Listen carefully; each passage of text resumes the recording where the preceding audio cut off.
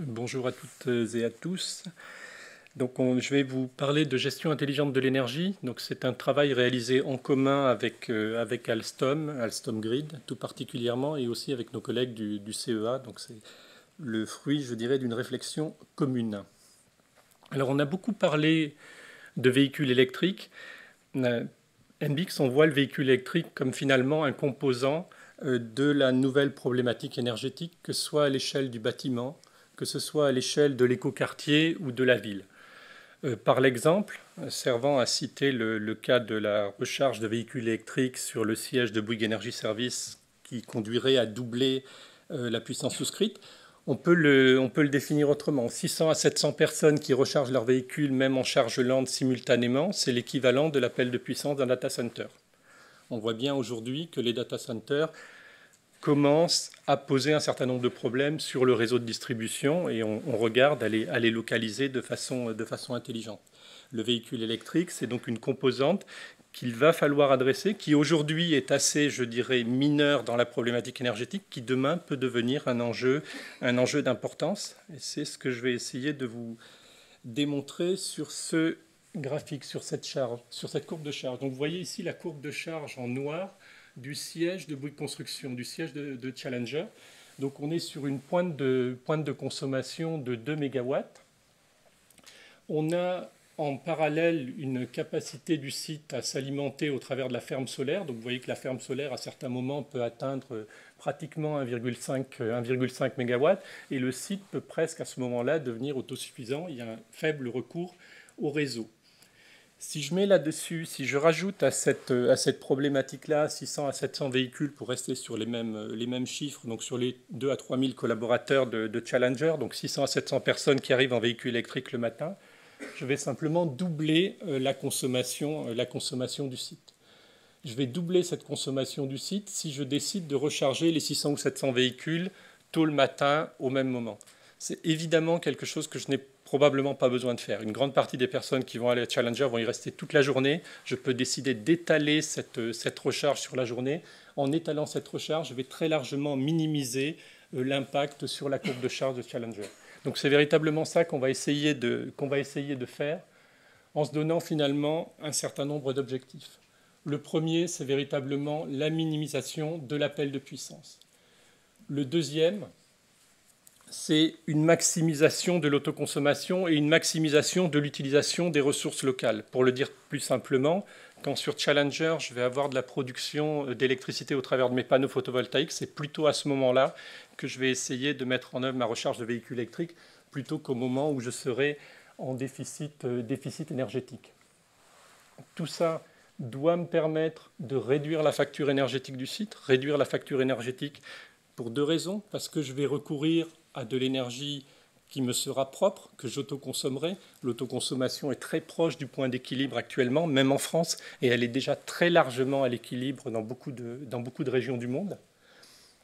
Le deuxième élément, c'est que je vais réduire ma facture en demandant un appel de puissance moins important, en réduisant ma puissance souscrite, et donc en optimisant mon équation économique.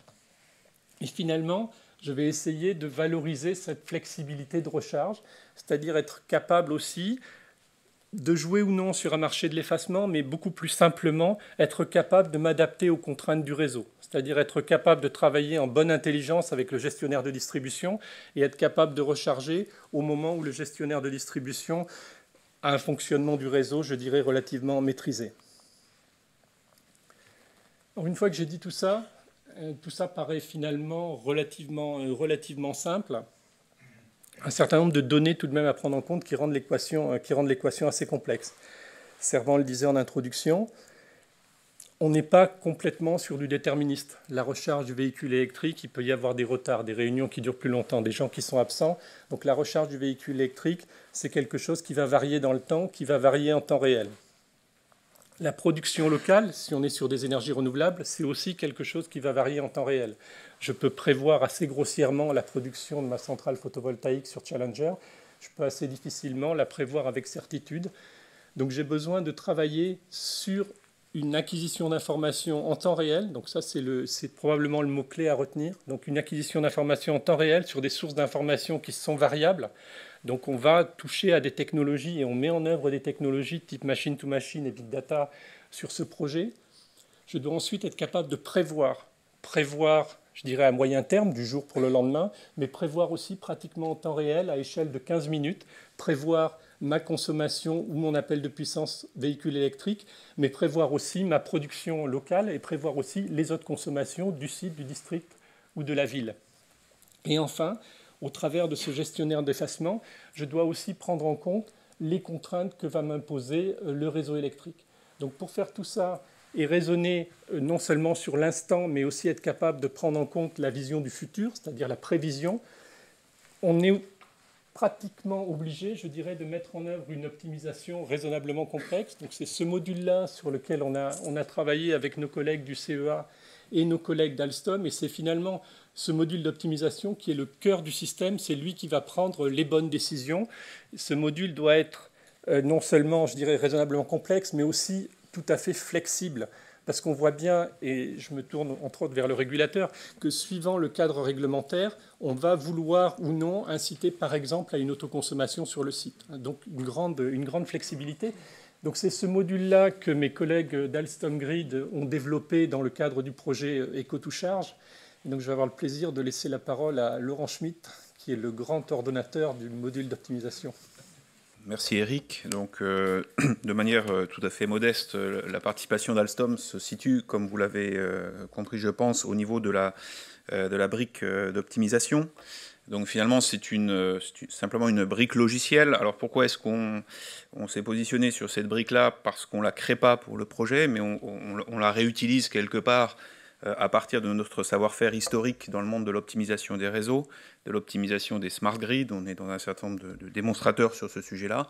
Et on s'est dit que l'appliquer à l'échelle du microgrid que représente Eco2Charge est particulièrement intéressant du fait de l'aspect temps réel qui existe autour de l'usage du photovoltaïque et du véhicule électrique. Alors comment est-ce que cette brique d'optimisation fonctionne? Habituellement utilisée pour optimiser des grands parcs de centrales de différentes natures, et bien finalement on prend d'une part, on est sur un petit réseau dans ce cas-là, les prévisions de consommation des sites d'Eco2Charge dont on a entendu parler, en particulier la prévision renouvelable photovoltaïque. Donc évidemment, le photovoltaïque a cette particularité de l'incertitude, le nuage qui passe au-dessus du site qui a un impact immédiat, donc cet aspect temps réel est particulièrement important. Deuxième élément, l'expression du besoin en lien avec l'usage du véhicule. Et comme on a des batteries par ailleurs, des capacités de stockage des batteries, donc là il y a un équilibrage énergétique à faire entre ces différents éléments. Par ailleurs, le prix d'achat et de sourcing de l'électricité sur le marché, au travers d'agrégateurs qui offrent soit de l'énergie, soit éventuellement des services de flexibilité et d'effacement. Donc effectivement, le micro-réseau peut éventuellement participer dans des logiques d'effacement. Et comme l'a dit Eric, aussi les limites liées à la contrainte de fourniture du site, finalement à la taille du tuyau ERDF, si je suis très schématique, qui alimente le site et sur lequel il faut s'assurer qu'on ne dépasse pas à un instant donné cette contrainte en particulier. Et finalement, en prenant en compte en temps réel tous ces éléments, on fait un gros calcul qui n'est pas si simple que ça parce qu'il y a quand même beaucoup d'informations à traiter et on optimise quelque part la consigne à donner aux différents sous-éléments que sont les véhicules, les batteries, et ce en permanence, en temps réel, à l'intérieur de la journée. Donc notre module logiciel est intégré, on va dire, dans le système d'information global de MBix, comme l'a présenté Eric auparavant. Voilà en quelques mots notre implication dans ce projet fort intéressant qui, de mon point de vue, fait aussi bien le lien avec l'usage du véhicule électrique, puisque je le vis tous les jours, et les contraintes que ça impose. Voilà.